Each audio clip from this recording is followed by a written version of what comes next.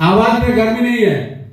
नमस्कार साथियों, नमस्कार नमस्कार नमस्कार। जब हम करते हैं नमस्कार तो आपके लाइफ में, हम सभी के लाइफ में होता है चमत्कार। सिर्फ एक संदेश,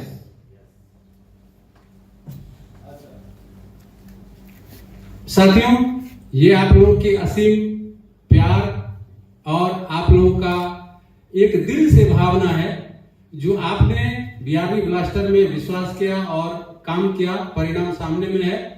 हमारा नेक्स्ट सेशन 3 से 5 है, फिर वहां पे हम बात करेंगे। अभी एक 2 शब्द का संदेश है। महाभारत में, भारत में, भरत वंश में शांतनु राजा हुआ करते थे और शांतनु के पुत्र यानी भीष्म जिनका नाम पड़ा, उससे पहले उसका नाम, शांत रहिए प्लीज, 2 मिनट अपने आप को दीजिए, जिंदगी बदलने की बात हो रही है।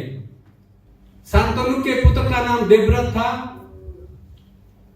और देवव्रत से एक कहानी सीख ली जा सकती है, सिर्फ 2 मिनट की है। शांतनु को प्यार हुआ, किससे? गंगा से। शांतनु के पहले ही पुत्र थे और प्यार हो गया गंगा से। और ये बात जब शांतनु ने शादी का प्रस्ताव गंगा के अभिभावक से रखे तो उन्होंने एक ही शर्त रखा कि हमें गंगा से जो पुत्र पैदा होगा वो भरत वंश का राजा बनेगा। एक ही शर्त। क्यों? इसलिए कि आपके पहले से ही 5 पुत्र हैं, थे या पहले से पुत्र थे, तो मेरा बेटा वारिस, मेरी बेटी का बेटा वारिस नहीं बनेगा, इसीलिए ये शादी संभव नहीं है। प्यार हुआ है, अलग बात है। ये बात, सर प्लीज शांत रहिए, ये बात गंगा यानी जो आने वाले हमारे देवव्रत जी थे, जो आगे नाम दूसरा है, देवव्रत को पता चला कि हमारे पिताजी को प्यार हुआ है। देखिए, आज का बेटा और उस समय का बेटा में डिफरेंस खुद समझ में आ जाएगा, हमें वर्णन करने की जरूरत नहीं। तो देवव्रत जी को पता चला कि हमारे पिताजी को किसी लड़की से प्यार हुआ है और वो शादी से इनकार कर रहा है। नतीजा क्या है कि हमारे पिताजी पूरा निराश हो चुके हैं, खाना नहीं खा रहे हैं, प्रेम रोग में पागल हो गए हैं। अब इसका इलाज क्या संभव है? तो इसके पीछे क्या कारण है कि वो शादी नहीं कर रहे? तो उन्होंने जाके पता किया तो पता चला कि शर्त है कि अगर गंगा से शादी होगी तो गंगा से जो पुत्र पैदा होगा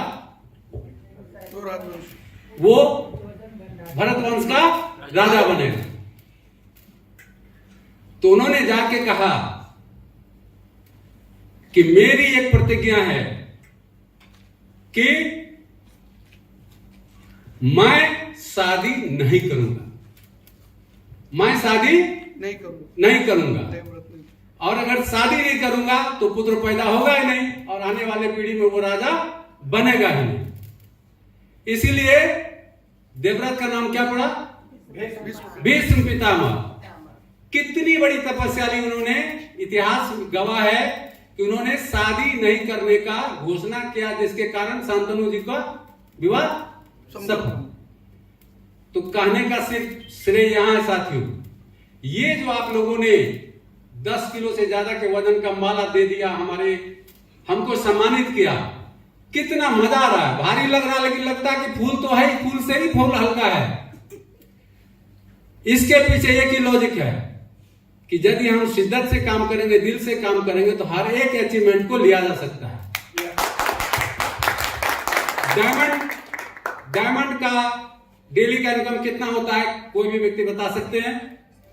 डायमंड को डेली कितना इनकम आता है? पैसिव इनकम को छोड़ दिया जाए, ऑफर इनकम को छोड़ दिया जाए, सिर्फ डेली ट्रेड इनकम की बात करो तो कितना आता है? 750 कितना डॉलर? 750 डॉलर। 750 को 90 से मल्टीपल करें, 70,000 प्लस, 70 से प्लस 65,000 पर डे। उसको भी 25% डिस्काउंट कर दे, माइनस कर दे, कितना हुआ? 55,000 पर डे। Per day. 30 से मल्टीपल कर दिया जाए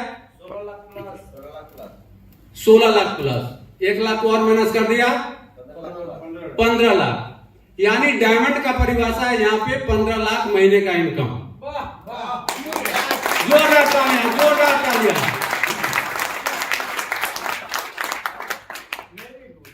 साथियों, प्रतिज्ञा करके भीष्म पितामह ने इतिहास में अपना नाम दर्ज किया। पूरे भारतवर्ष ही नहीं, पूरे इतिहास में युगों युगों तक उसके इतिहास को पढ़ा जाएगा। पवन सर और सभी लोग जानते हैं, नेटवर्क इंडस्ट्री में दूसरा भीष्म प्रतिज्ञा यूपी सिन्हा अभी लेने जा रहा है। क्या आप सुनने के लिए इतिहास हैं? क्या आप सुनने के लिए एक्साइटेड हैं? मीटिंग चलेगा हमारा 3 से 5, लेकिन एक छोटा सा संदेश मैं दे देना चाहता हूं ताकि का प्लानिंग समझ में आ जाए आपको खुद से। सीधा आपने डायमंड का इनकम देख लिया। प्रतिज्ञा लेने का साहस होना चाहिए, प्रतिज्ञा निभाने की ताकत होनी चाहिए, और प्रतिज्ञा सैकड़ों, हजारों, लाखों नहीं, करोड़ों में एक व्यक्ति लेते हैं, इसीलिए उसका इतिहास में नाम गिना जाता है। बरोबर। नहीं तो वो बात वैसे चली जाती है। मैंने एक वर्ड क्या बोला कि नेटवर्क इंडस्ट्री में युगों युगों तक याद रखा जाएगा जो प्रतिज्ञा मैं लेने जा रहा हूं, और ऐसा कोई सिंगल पर्सन ही कर सकता है जैसे देवव्रत भीष्म पितामह। नेटवर्क इंडस्ट्री में आज तक आपने सैकड़ों, हजारों, लाखों लीडर को देखा होगा, लेकिन किसी ने हिम्मत नहीं है कि ये भीष्म प्रतिज्ञा लेगा। आप समझ सकते हैं कि शादी नहीं करने का प्रतिज्ञा कितनी बड़ी प्रतिज्ञा। दूसरी प्रतिज्ञा आज मैं ले रहा हूं साथियों, ये जो आपने हमें डायमंड सीट दिया है, ये आप लोगों की देन है, आप लोगों का प्यार है, मोहब्बत है, और आप लोगों का मेहनत है। इससे मेरा कोई खास योगदान नहीं है। मैं तो आया हेलो है क्या, मेरे बहुत सारे चहेते लोग थे जिन्होंने मेरी बात को माना। मैं बातों बातों में डायमंड बन गया क्या सर? लेकिन मैंने एक घोषणा किया था 30 नवंबर को, 30 नवंबर से पहले याद होगा आप लोगों को कि 30 नवंबर को हर हाल में यूपी सिन्हा डायमंड बनेगा, और मैं बना भी। ठीक उसी प्रकार से आप लोगों को बता देना चाहता हूं साथियों, जब तक 2026 का टारगेट है मेरा, मार्च में कोशिश कर रहा हूं, न जाने हमारा कितना मेहनत होगा, क्या रंग लाएगा, वो तो प्रकृति जानता है, ईश्वर जानते हैं। लेकिन मेरी भीष्म प्रतिज्ञा है, आज नेटवर्क इंडस्ट्री में ना कोई लीडर लेगा, ना ही लेने वाला है। जब तक 101 डायमंड मैं नहीं बनाऊंगा, जब तक 101 डायमंड नहीं बनाऊंगा, मेरा डायमंड से ऊपर रैंक प्रमोशन नहीं होगा। मैं अपने इनकम को त्याग कर रहा हूं। मैं 15 लाख महीने में संतुष्ट हूं। मुझे आप डायमंड से ऊपर का रैंक नहीं चाहिए। मैं अपने आईडी को टॉप अप नहीं करूंगा। तो क्यों? क्योंकि जैसा ही करूंगा नीचे में डायरेक्ट बिजनेस रहेगा, हम फिर आगे बढ़ जाएंगे। मैं अपना डायमंड से आगे का रैंक नहीं प्रमोशन लेने जा रहा हूं। तब तक जब तक कि 101 डायमंड हो जाएगा, मैं डेली आपको दिखाऊंगा।